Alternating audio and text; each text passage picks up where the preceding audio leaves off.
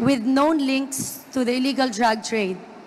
Despite the said report, nothing was done by PNP against Michael Yang, knowing that he was then close to the former president. I recall that it was also in 2017 that former president described our city as the most shabolized city in the Philippines.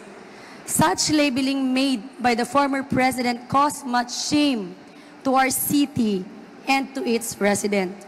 And I would like to direct this question to PDEA and PNP. Does the record support the claim of the former president in 2017 that Iloilo City was the most shabolized city in the Philippines? PNP.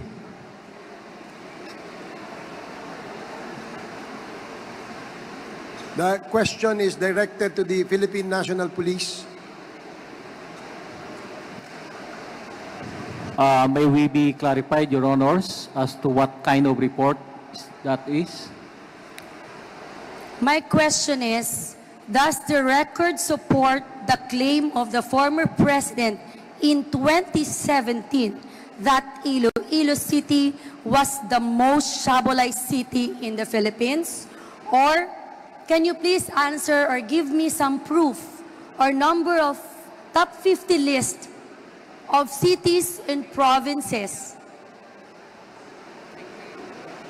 The case on drugs, at the same time, list of officials of Iloilo City that's included in the list in the war on drugs.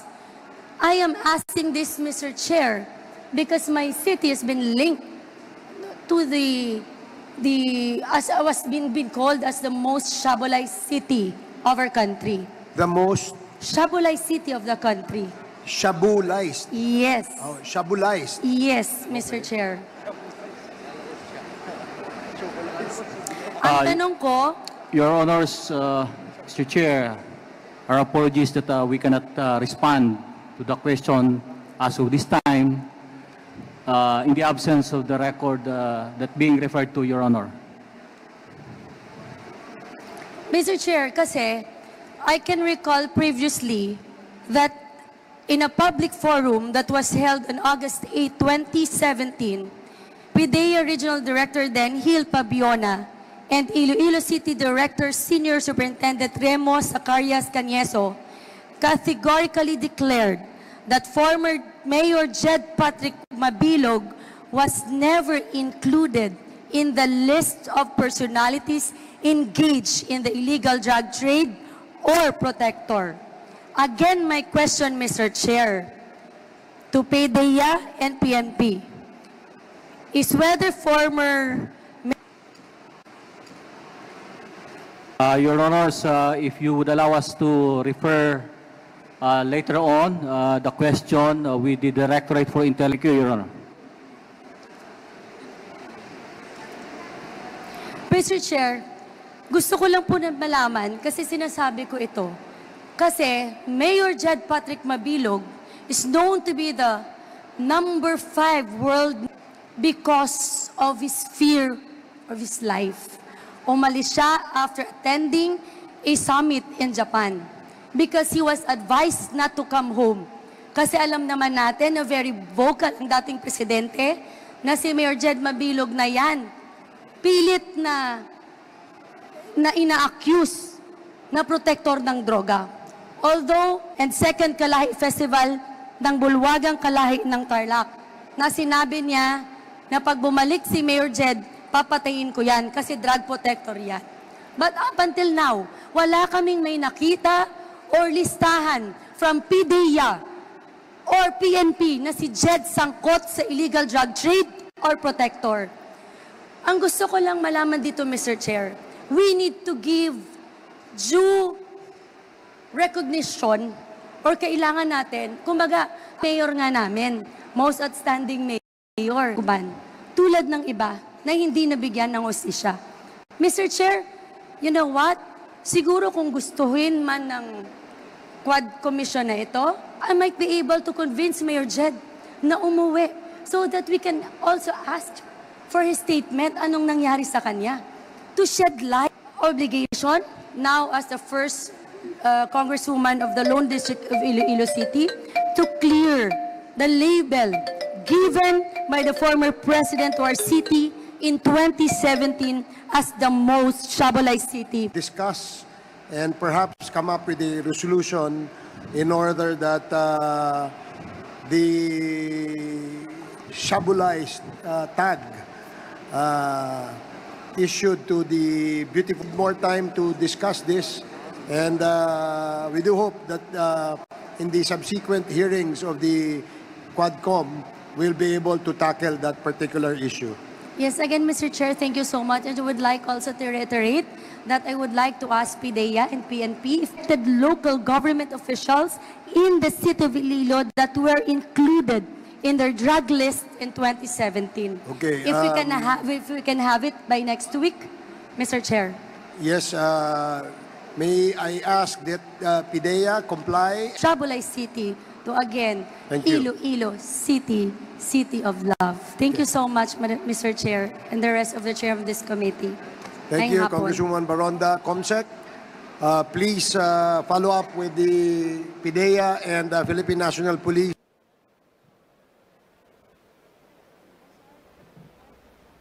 Mr. Chair, let me wait for Mr. Jimmy.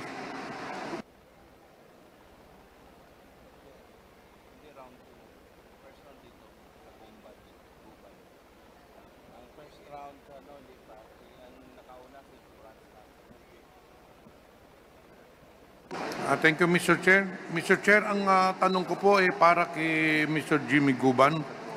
Jimmy, Mr. Chair, dito sa affidavit mo, marami kang binanggit na mga personahe. At kailangan natin isa-isahin to.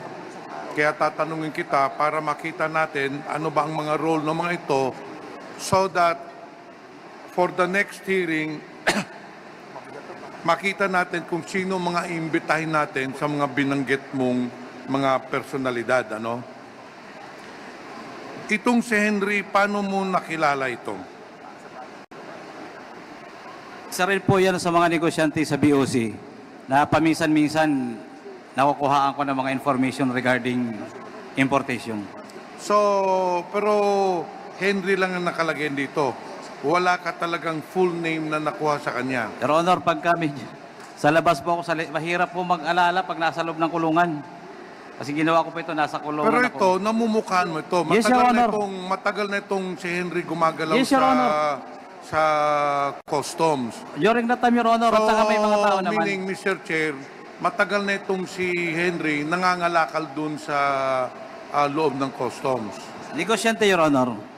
So, palagay mo, Jimmy, Mr. Chair, itong si Henry, nandun pa ito, nangangalakal pa ito dun sa loob ng customs o nung pagputok nitong magnetic lifter, huminto na rin ito. That is what I would like to verify, Your Honor, dahil wala na nga po akong connection sa labas nung makulong ako. In this connection, Mr. Chair, hindi po natin makuha yung totoong pangalan nitong si Henry, pero he's one of the main actors dun sa affidavit ni Jimmy. May I request the COMSEC to invite na lang yung president ng Brokers Association sa Customs or whoever na may link natin itong si Henry. Importante ito kasi itong unang contact ni Jimmy Guban. He's the first person na natransact niya para mabuo itong pagpasok ng magnetic lifter.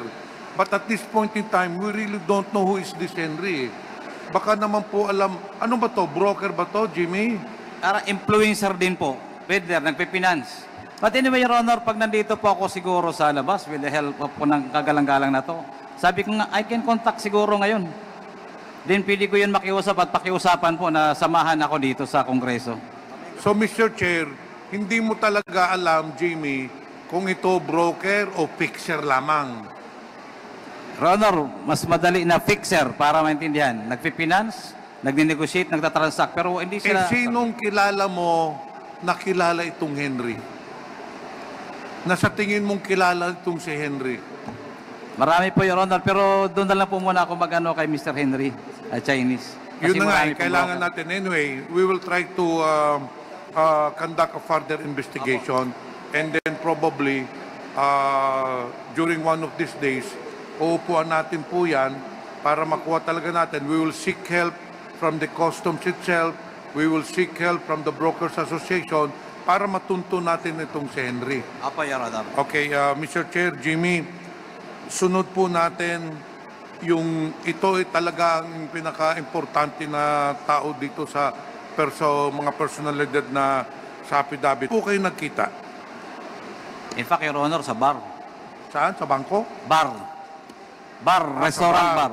So, nag-facilitate nito, to put it in context, si Henry nag-imbita sa'yo, nag-set ng appointment, nagkita kayo dun sa bar Opo, Your Honor. ni Small. So, nung pag-upo ninyo, pag-usap ninyo, pag-meeting ninyo, sinabi na kagad niya sa'yo na may ipapasok kaming kargamento. Your Honor, kwento-kwentuhan muna.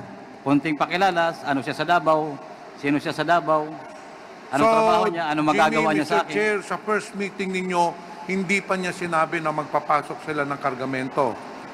Sinabi na po, kaya lang mahaba po yung meeting namin. Halos sinabot kami madaling araw. So, yun na nga. Pero at the end of the day, dun sa dulo, sinabi na niya na ang pakay niya sa'yo, magpapasok sila ng kargamento. Opo, Your Honor, at saka tulungan din si Henry. Okay, humingi ng tulong sa'yo, Jimmy. Apo. Ngayon, yung unang meeting ninyo, binanggit na ba niya si Michael Yang, Pulong, o si Mans? Binanggit na ba niya? Hindi pa. Your Honor, yan po ang nare-represent niya eh. Hindi, pero doon sa meeting nga Binanggit ninyo, niya po. Binanggit na niya. Yes, Your Honor. Sinabi niya na ito ay ang magpapasok nito, itong tatlo ng itong kargamento. Opo, Your Honor, binanggit niya kung bakit siya nandoon. Representative siya ng mga taong yun, Your Honor. Doon sa pag-uusap ninyo, Jimmy, Mr. Chair, wala ba siyang binanggit na, Jimmy, ito, magpapasok tayo, negosyo ito, commercial ito, meron ka dito. Wala naman siyang binabanggit na ganon. Your Honor, nakakatakot po, kaya ang usapan na lang namin, biruan na lang. Kaya tuloy lang ang transaksyon nila, tuloy ang ligaya, hindi na po kami nakikialam kung ano meron doon. So pagkatapos ng first meeting ninyo doon sa bar, Jimmy, Mr. Chair, may sunod pa na meeting na nangyari. Opo, Your Honor. Konting kwentuhan ulit, konting bar ulit. Kaya ng Mga kwentuhan. tingin mo, kung maalala mo pa, Mr. Chair, mga ilang meeting ang ginawa ninyo? Your Honor, about 3 times. 2018, siguro ko, isa o dalawa. Mula pa 2017, Your Honor. Mga tatlo o So, mga apat. tatlong beses. Opo, Your Honor. Sa tuwing magmi-meeting kayo, Mr. Chair, palaging nandyan yung Henry. Opo, Your Honor, dahil siya po ang nag-i-invite. Mr. Chair, in this case, we have already established in this hearing, based on the testimony of our resource persons, that this Small or Councilor Nilo Abellera played a big role in the facilitation of the entry of this drug. So therefore, Mr. Chair, may I request the committee to invite Mr. Councilor Nilo Abellera. I don't know kung councilor pa ito. So, be put it in record that this representation would like to invite Mr. Nilo Abellera Jr., Mr. Chair. Yes. So later on, we will be putting all these personalities that we're going to invite. Hindi, si Abellera identified na talaga ito eh. So, okay. Ito talaga, ito po, Mr. Chair, ang ka-meeting talaga ni Jimmy. Is that a motion? Yes, I move that, Mr. Chair, I move that we invite Mr. Nilo So Abellera Jr. There's a motion to invite Councilor Nilo Abellera Jr., Abellera Jr. I second. also known as Small. Also known as Small. So, I second the motion. there's a second motion. Any objection? Hearing none, the said motion is now approved. Mr. Chair, Jimmy, isa pong Wait. Yes. You want to interject, no? Mr. Chair, we made a statement a moment ago that we are going to make a motion later on of all of those that have been mentioned to be invited. So may I request that we, for a while, So we'll be aside and asking make the motion later on. Congressman Pimentel to first refrain from inviting and having a motion to invite those personalities, because after the interpellation of all the members who want to ask questions, we will be moving to invite all those personalities. Okay, I agree with that. So pero since it's an omnibus motion, Mr. Chair, pero kailangan identified natin yung mga imbitahin natin. So this representation would like to invite, be included in the omnibus motion, si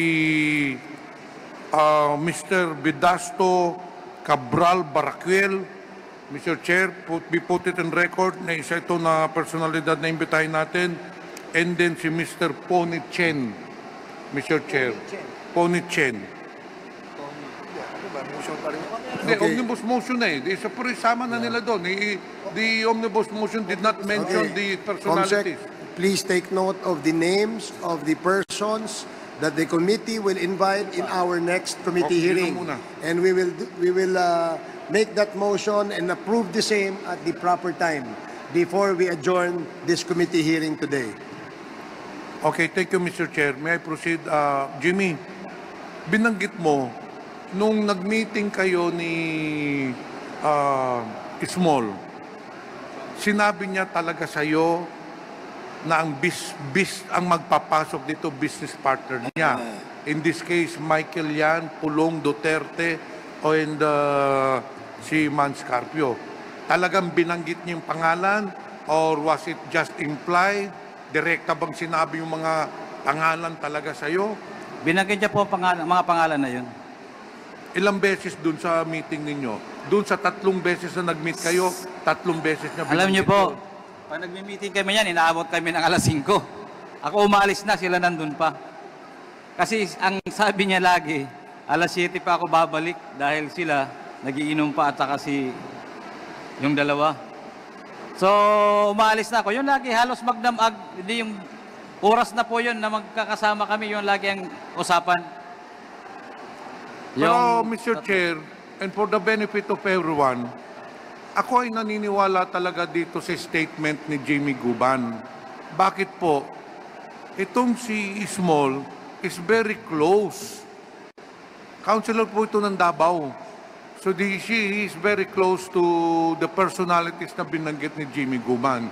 So in that note, I really believe his statements. Ngayon, Thank you po. wala bang pagkakataon, Jimmy, na sa mga meetings niyo, hindi kayo nagkita ng mga business partners ni Small? Your Honor, ako na po ang nag-avoid. Kasi bilang empleyado, at regular po akong empleyado ng customs, iniwasan ko po na ma-influensya na ako tang todo ng administrasyon na yun. Kaya po, sabi ko, tama na, okay na kako, nag-uusap na tayo eh.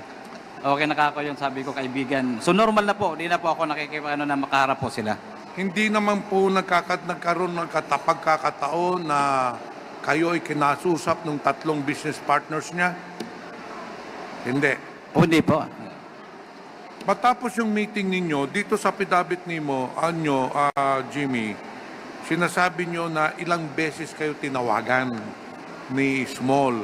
Yes, Your Honor. So, after nung meeting ninyo, wala na-out na si Henry, si Small na talagang tumatawag siya direkta. Opo, Your Honor. Pag may nalalaman kagad sila na information that I will be working with those container that was released or missing, yun na kagad. Dahil alam po nila na operatiba po ako ng CIS. I have a team, I am handling a team.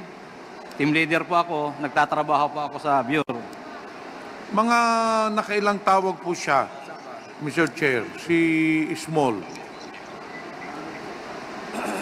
Marami po, kaya lang yung cellphone ko sa loob ng 5 taon, wala na po. Kundi lang po sana nasira at nakulong ako, masabi ko po kung ilang bisis tumatawag So sila. in short, Mr. Chair, itong si kailangan po, Mr. Chair, na ito ay sumipot dun sa next hearing para malaman.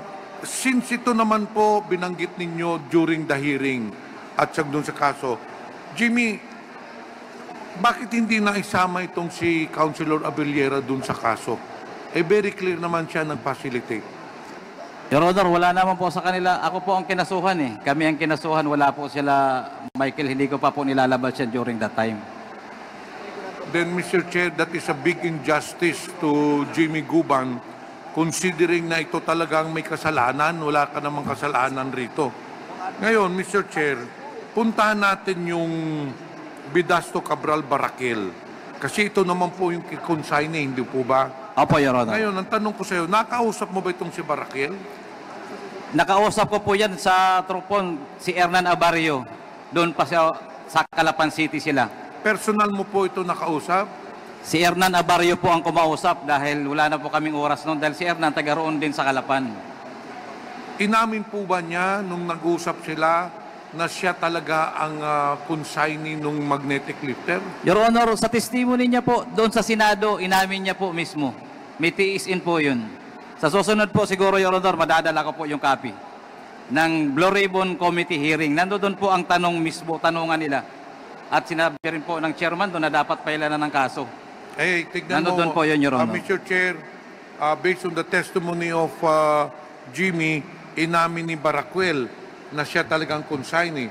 So that is why there is really a need for this Barakel to appear on this during the next hearing. Ay, itong si Pony Chen, nakausap mo ba ito personal, Mr. Jimmy? May pundin po, Your Honor, doon sa pagpunta ni Hernan Abarrio. Ano naman ang role nitong si Pony Chen, Mr. Chen? Yun, Your Honor, yun yung gumamit kay Mr. Barakel ng pangalan. Bali siya ang kausap dito para ayusin ni Barakel ang kargamento at sa kanya ang ginamit na pangalan. Yung Bicaba Trading ay pangalan ni Bidasto Cabral Barakel. Si Punichin ang nakiusap sa kanya.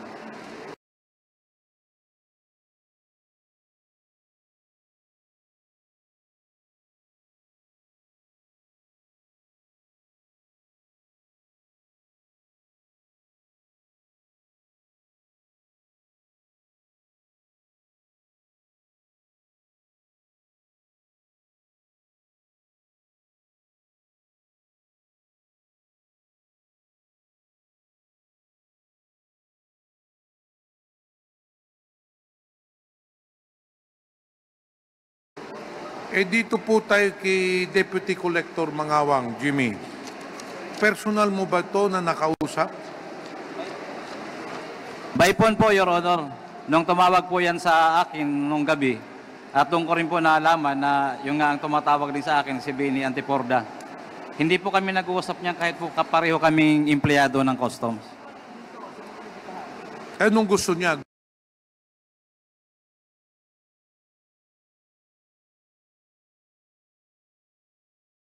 gusto niyang pakawalan yung shipment. Wala naman pong sinabi, kundi yung kargamento lang na tungkol doon kay Benny Antiporda. Sandali, ulitin mo nga, Mr. Jimmy. Ano ang pakay ni Deputy Collector Mangawang? Kasi itong si Deputy Collector Mangawang, I understand, is still with the Bureau of Customs. Yes, Your Honor. In fact, I think the Deputy Collector Mangawang is now a full-fledged collector yata eh. Opo. So, before I invite her to this hearing, gusto kong malaman sa iyo, ano ba talaga ang sinabi niya? Gusto lang naman niya nakausapin ko si Benny Antiporda. Dahil hindi ko po kilala si Benny Antiporda. So, nagkausap ba kayo ni Benny Antiporda? No, Your Honor. Hindi ko po nasagot yung telepono niya. Hindi ko rin po siya tinawagan. Pero di ba sabi ng Paul Gutierrez tumatawag sa iyo? Yun nga po, di ka po siya...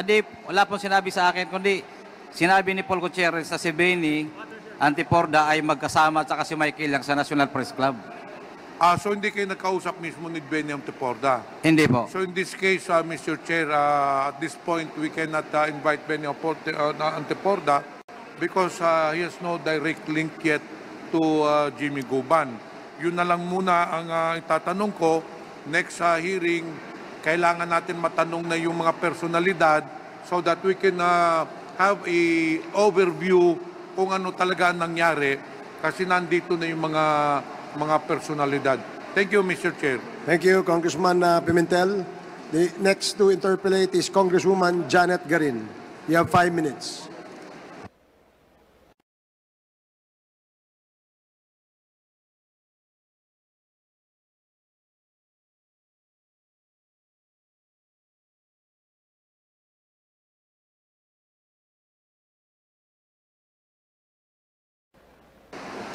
Thank you very much, Mr. Chair. Magandang hapon sa lahat at magandang hapon sa iyo, Jimmy. Unang tanong ko lang, nasabi mo na ikaw ay 17 years na sa serbisyo. Tama po ba?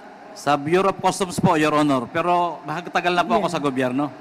Pero 17 years ka sa Bureau of Customs. Sa Bureau of Customs alone, Your Honor. Sa tagal mo sa Bureau of Customs, ito ba ang unang pagkakataon na merong alleged na mga tawag, impluensya na ginagamit na nanggagaling sa Office of the President or people related to the Office of the President? Your Honor, thank you very much. That was the first time sa buong buhay namin na operatiba na may nakikialam na anak mismo ng Presidente. Ibig sabihin, base doon sa allegation mo, if we believe and if we can confirm the allegation, kung ikumpara mo ang iyong eksperyensya sa 17 taon sa Customs, and where were you before that? Your Honor, I was with the CIS. Sa CIS? Customs. Then, Before Customs? Bureau of Customs, Your Honor, I was assigned from the beginning. I was already at the CIS. So 17 taon mo sa Bureau of Customs, sa ilang presidenteng dinaanan mo? 3 ba o 4? 3 presidenteng nadaanan mo or 3 administrasyon? 4. 4. Can you say that this is somehow irregular? Hindi Very irregular, pangkaraniwan? Your Honor. Okay. Nasabi mo na merong tumawag, may nagpakilala sa iyo sa isang bar at ipinakilala ka kay Councilor Nilo Abellera Jr., kay Small. Tama po ba? Opo, Your Honor. Okay. Paano mo naman nasabi na si Councilor Small ay merong link kay Michael Yang, kay Congressman Pulong Duterte, at kay Attorney Mans Carpio? Your Honor, siya mismo nagsasabi. Sa tingin mo ba himself. kapani-paniwala siya? Yes, Your Honor. Ito ba ay isang beses lang na pag-uusap? Kasi sa statement sa affidavit mo on number 4, you made mention of always. Pag always ba, once a month, twice a month? Sa nangyari po, please enlighten us. 3 times or 4 times, Your Honor, kami nag-meet. Yung calls, several calls. Approximately ilang beses po sa isang buwan? Maybe twice. Or once a month, thrice. 1 to 3 times. Sabihin na natin, umaabot ba ng 5 times a month? Mga 3 to, well, pwede, Your Honor, 3 to 5 times. 3 to 5 times a month. At direct na mong nakakausap si Councilor Small? Yes, Your Honor. Nakita mo na po talaga siya sa personal? Ay, nag-meet kami, Your Honor, 3 times or 4 times. Okay. Sinabi mo rin dito sa affidavit mo na claim ni Small na siya ang partner at trusted ng 3 tao na malalaki. Ibig ba sabihin, may aligasyon na si Michael Yang, si Congressman Pulong, at si Attorney Mans Carpio ay magkasosyo? Magkakasama, Your Honor. Ano po Silang ibig 3? sabihin ng magkakasama? If we translate it to a business entity, Magkasama sila sa pag-impluensya para mapabilis ang transaksyon sa Bureau of Customs. so parang tinitingnan mo na sila ay influencer, parang Yes, ganon. Your Honor. Okay. Sinabi mo rin sa iyong affidavit na meron kang mga bodegero at pahinante na nagsasabing ang illegal drugs ay mixed up with said shipments. Can you expound on that pag sinabi mong mixed up? Yes, Your Honor, kasi yung mga missing containers, may mga dinadalaw kaming kung saan yung dinala. Magtataka na lang sila, ang bilis ng babaan, alisan, paglipat ng kargamento, at nakikita nila na iba ang laman. Then, sinasabi na wag na kayo maingay ha. O, yun na yan. Ito, sa amin na to, bahala na kayo, bayad na kagad. Your Honor, always yan sa mga bodigero. Ngayon, sinabi mo na 3 to 5 times a month ka tinatawagan. Yung mga tawag ba na ito ay related doon sa mga shipment sa customs or hindi? Related po sa mga sa customs. Pag tumatawag po ba, napipinpoint po ba ang possible containers and or shipments o hindi? Your Honor, no, dahil hindi mo kaya bilangin kung ilan ang nilalabas nila per week. Hindi, ibig ko sabihin, kapag tumatawag sila, ang tawag ba ay talagang yung intensyon ay tumawag para sa specific shipment or container, or baka naman tumatawag sa'yo at sinasabing, pare, punta tayo sa bar. No, Your Honor, sabihin nila na may containers kami. Marami yun. Then, So ang tawag is very specific for certain shipments and containers. yes, hindi ko na po kinukuha, sinasabihan ko na lang, pare, okay na, hindi naman kailangan nyo ako tawagan.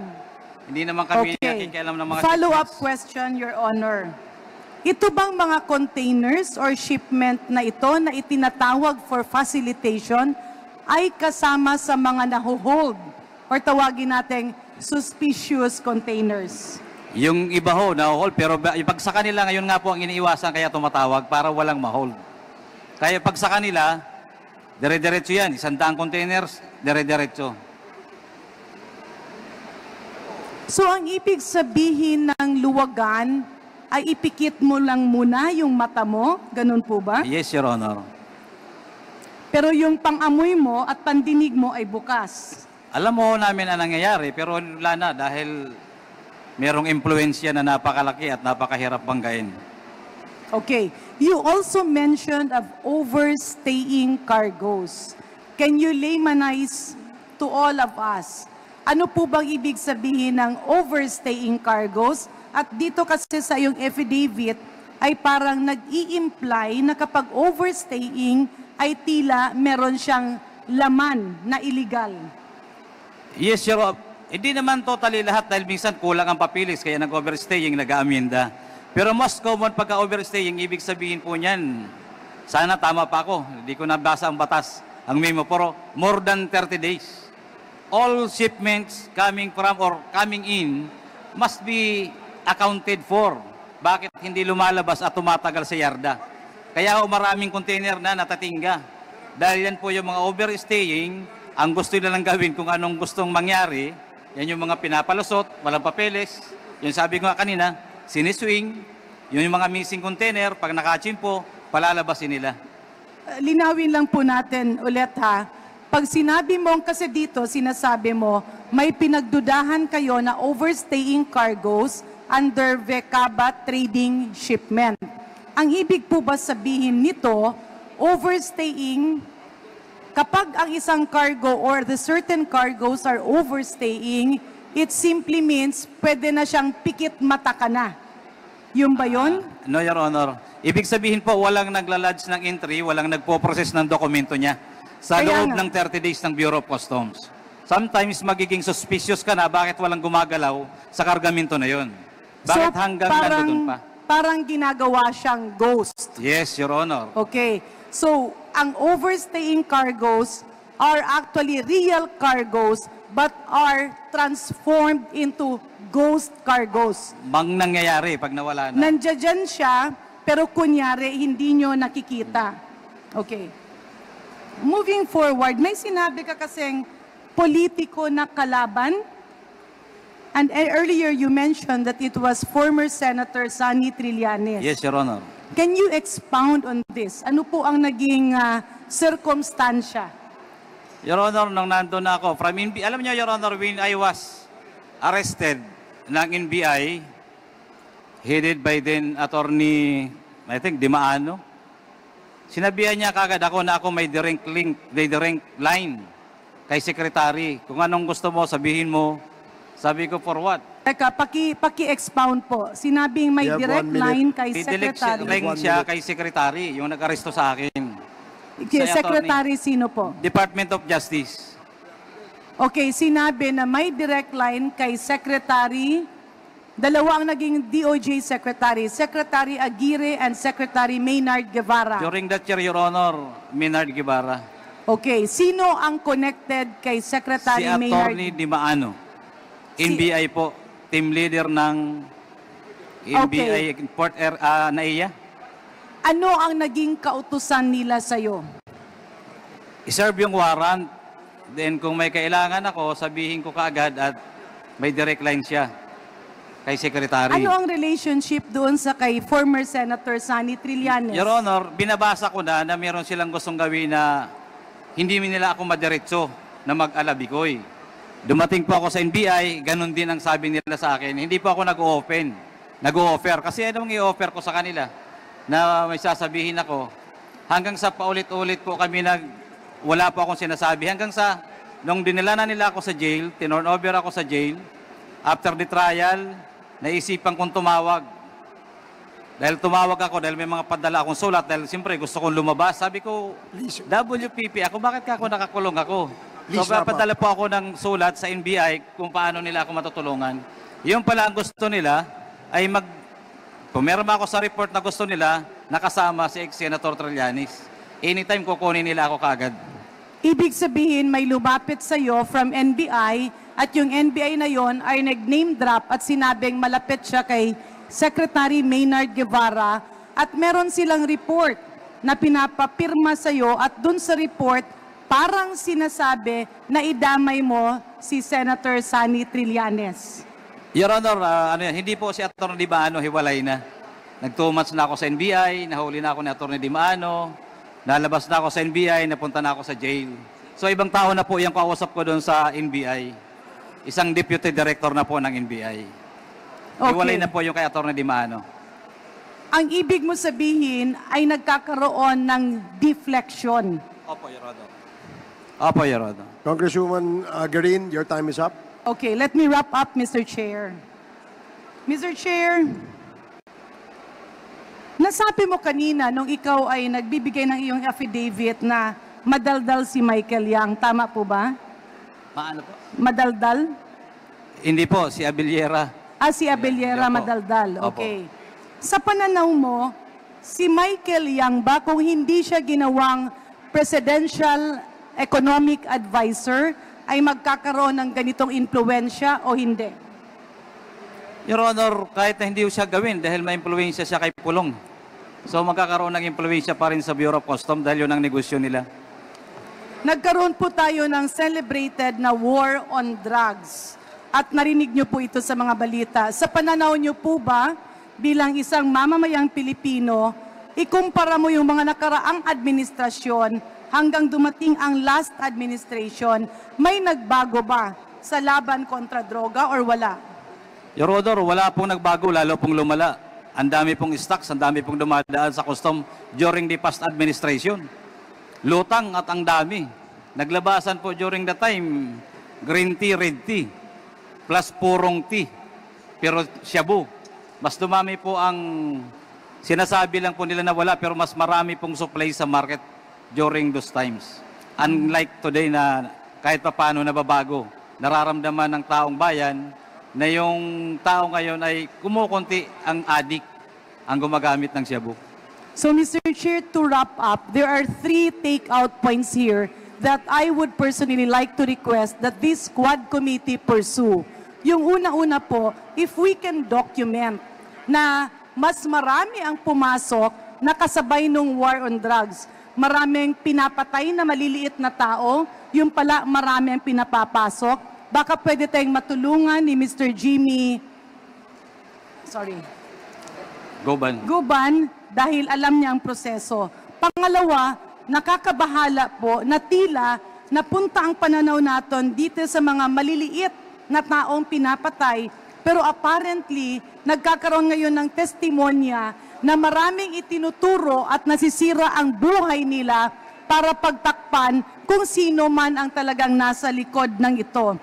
Third and last, Mr. Chair, I believe that we need to look into the process of how these missing containers or yung bang totoong container, kung sinabi ni Congressman Baronda, shabulized, dito naman tatawagin natin multolized. Trust in your leadership that this Quad Committee will leave a legacy to the Filipino people wherein there is a real drug war and real criminals are the one that are made accountable. Maraming salamat po. Thank you, Congresswoman Green. The next to interpolate is Congressman Sergio Dagook. You have 5 minutes so that we can pursue other other issues after the Guban's testimony, because we have invited several resource person for today's hearing. So since there will be more hearings to be scheduled by the Quadcom, we will probably be able to ask questions be on Pogo. However, with Mr. Guban, I have some clarificatory questions habang nandito siya. Nung tinanong ka, Mr. Jimmy, in one of the members of the committee kung ilang taon ka na sa Bureau of Customs, ang sagot mo ay 17 years. Tama po ba yun? Opo, Your Honor. Nung tinanong ka din kung is this the first time in your 17 years sa Bureau of Customs na mayroong nag-intervene sa inyong huli, ano po yung sagot mo ulit? Only the past administration, Your Honor. Doon lang po ako naka-experience. Ano yung sagot mo first time na nag-intervene at nag-impluensya? This is your first time na parang malapit sa presidente. Ganun po ba ang ibig mong sabihin? Wala. Nag-intervene pero hindi lang malapit sa presidente. Ang ibig kong sabihin, marami ka ng karanasan na may nag-influence, nag-intervene sa mga huli nyo. Pero hindi lang malapit sa presidente. This is the first time lang na yung nag-intervene ay malapit sa presidente. Tama po, kahit hindi malapit sa presidente? Your Honor, wala po. Tinitingnan lang, kinokorek lang ang mga importation. Kung may diferensya, makikiusap na ito magsasabit kami ng papilis, but not as an influence to facilitate the easily release of the containers. So, ibig sabihin, may nag-influence. Kasi kanina, maraming mga overstaying. At nung tinanong ka, ano yung mga overstaying container? Honor, ibig sabihin po ng overstaying, nandoon na yung cargo sa isang port. Halimbawa, in 30 days na dapat ay ina-account kung sino at paano nakarating yung container na doon at bakit walang nag-claim. Mr. Chair, this is yung nagdala niyan, mga cargo ship, no? Mga importer na anong barko yung nagdala, dapat may imbestigahan. Kasi sa pagkakalam ko, normally, wala namang barko na bakit makarating dyan yung mga container na yan kung wala naman palang dokumentasyon sa pagkarga pa lang sa barko, medyo imposible na undocumented yun. Mr. Jimmy, Yes, sir. sabi mo, no kay General Quinto. Tama po ba?